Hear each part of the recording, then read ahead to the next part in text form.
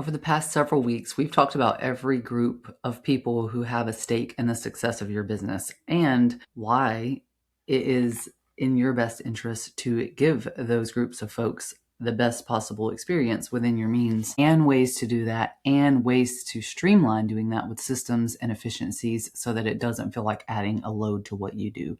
Because at the end of the day, every person who has a stake in your business affects your reputation. They carry your reputation in rooms you're not in.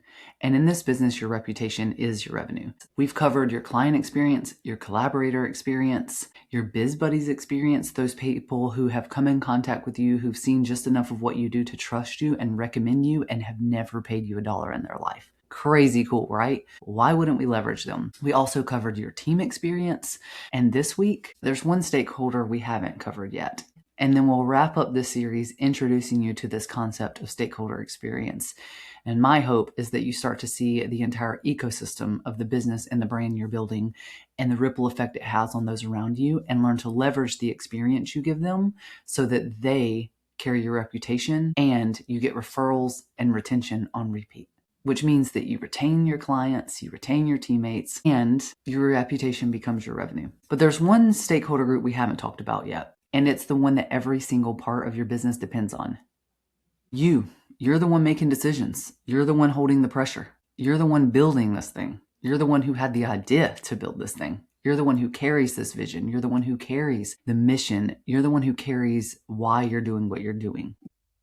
Hey, I'm Steph, your go-to for no-nonsense chit-chat on growing a business and life that you actually love. Around here, we're rooted in who we are, even if we're still learning to love her, getting clear on where we want to go, and we're relentless in our pursuit to get there. We get into the nitty-gritty of growth in life and in business, money, identity, boundaries, healing, leadership, parenting, partners, and all the messy bits in between. If you're ready to grow on your own terms, laugh a lot, possibly cry a little, maybe laugh until we cry if we're lucky, then hit subscribe and let's get into it. This is Rooted and Relentless. Grab your notepad and hold on to your tits. This one's for you. You can have the best strategy in the world. Coming from a strategic planner, my degree and my most recent work history is in strategic planning. You can have the best strategy in the world. But if you're burnout, overwhelmed, second-guessing yourself, constantly chasing shiny objects, not learning how to make good decisions, or running on fumes, then your strategy is going nowhere. Your business is not separate from you. It's actually an extension of you. And the experience you're having inside your business, it's not random. It's a direct reflection of how you're leading yourself. So I'm not in the business of classifying which of these stakeholder groups are more important than the other, but I can say confidently that you sit above the rest. Because this is yours, your business, your one life at the end of the day. Now, just like every other episode, we are going to start with why this is your real strategy. This is your strategic ripple effect. Why taking care of this specific stakeholder group makes sense for you in your business. The ripple effect it has across your business when you prioritize this one thing, how it benefits every other area. I love focusing on that part. I love peeling back how we can make what we're already doing matter across many areas. Then we'll get into how. Because, the why is going to convince you, right? To give yourself, in this case, the best experience. But then we have to talk about how and ways that you can do that. And we'll end with ways that you can systematize that so that you can add it to any kind of rhythms that you already have. We don't want to add to your workload. We just want to absorb this and help you incrementally get better. So we have a lot to peel back. If you're not called up yet, I highly suggest, and I'll link this in the show notes, you start with the first episode. The first episode is 5 minutes introducing stakeholder experience, and then we go through each group. Yes, you can listen to them alone, but I highly suggest you catch up on all of them because you're going to understand why each group matters and how to truly build a reputation that will stand the test of time, market shifts, trends, whatever. Okay, why? It sounds funny to even focus on why prioritize yourself, right? It should be obvious. But the reality is many of us are not so convicted in this, or we're at least not convicted enough that we actually stand in this all the time. We're not flawless at prioritizing ourselves, or I wouldn't be having this conversation. That's the reality. And at the end of the day, when we talk about why this matters, who holds it all anyway? Whose idea was this? Who's the founder? Who holds the why?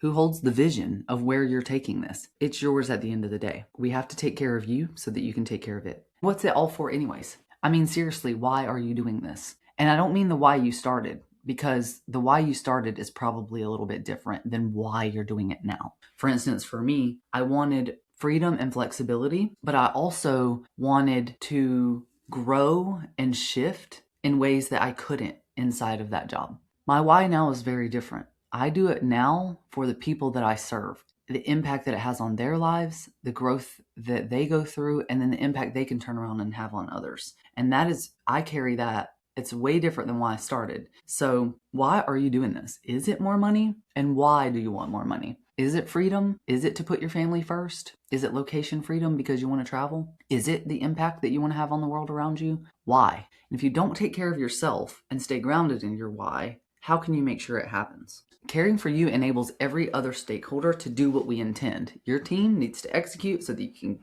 meet that why, right? It enables you to water and grow your business. Every part of your business is filtered through you. Your decisions, your energy, your leadership, your standards, your capacity. You have to take care of yourself so that you can take care of everybody else. Those stakeholder groups, yes, but also the people outside of that, because we're just talking about stakeholders to your business. But outside of that, you likely have family, kids, partners, parents, friends, and also the community. If you are a community advocate, if you care about what you do and how it affects the community around you. It's basically that whole, we've heard this a million times, but again, we gloss over it because it just got memed to death, but you can't pour from an empty cup. That's essentially what we're talking about here, but there's proof in that. When you care for yourself, you protect your time and energy, two of the three most valuable resources we all want more of: time, energy, and money. This will give you more time and energy so that you can make more money, so that you can enable the other groups who help you make more money. When you care for yourself, you follow through on what actually needs to be done instead of consistently finding yourself falling short.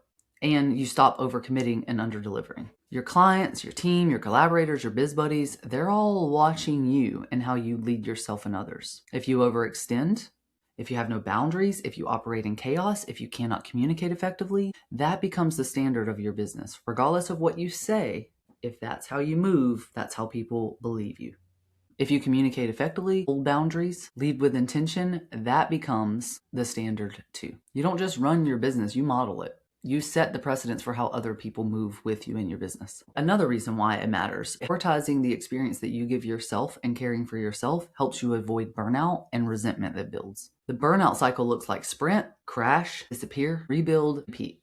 When you're burnout and overwhelmed and running on fumes, you react instead of lead, you chase trends instead of sticking with a strategy, and you say yes to things that don't actually align. All of this allows you and enables you to remain consistent in all of this. And consistency builds trust, and trust builds your reputation, and your reputation builds your revenue. Now, hopefully at this point, this has convinced you that the experience you give yourself, quite literally, you are the ripple effect of your business at the end of the day. And caring for yourself, learning to communicate effectively, how you can make sure that this happens, how you can give yourself the best experience, how you can lead yourself and ultimately lead others, which you do when you own a business. We're about to get into that. So, spoiler alert, I've already said this one. How can you give yourself the best experience so you can stand firm in growing this business sustainably? Because that's the key here. When we talk about why giving yourself the best experience matters, it's so that you can sustain. That's a word that everyone wants to throw around. Sustainability, sustain your business. How do you grow a sustainable business?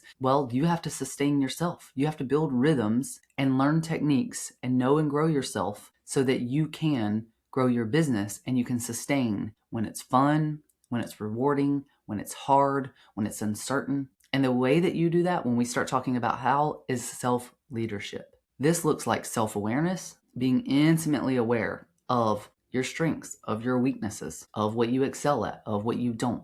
And that doesn't just stop at like skills. That's knowledge. That is interpersonal communication, all of that. Being so self-aware that no one in the world or the internet can say anything about you that's going to surprise you because you're so aware of who you are. Self-leadership also looks like ownership, and it looks like trusting yourself. So the way that you start to trust yourself is being self-aware, taking ownership, learning how to lead your business, look at the data and what's actually happening, make data-backed decisions, make your decisions cleaner, and then ultimately standing firm and trusting yourself to lead and grow this thing. Another how is defining your capacity, truly defining your capacity, being for real about it, not what you want it to be, not all the things you want to do. What are you capable of each week? What hours do you actually want to work? Or can you actually work? This looks different for everyone. Someone who's single and in their 20s has a way different life than someone who's 40 with 2 young kids and cares for a disabled parent or brother or partner. Capacity is going to be different. So what is your capacity? And what kind of work can you realistically do in that time? Deep, focused, creative, CEO, innovator energy is way different than executing and task-based work. So what kind of work can you realistically do in that capacity that you have? And what shouldn't be on your plate anymore? What are you saying yes to, or did you say yes to, or what operating rhythms are you just sticking with right now that maybe shouldn't be on your priority plate anymore?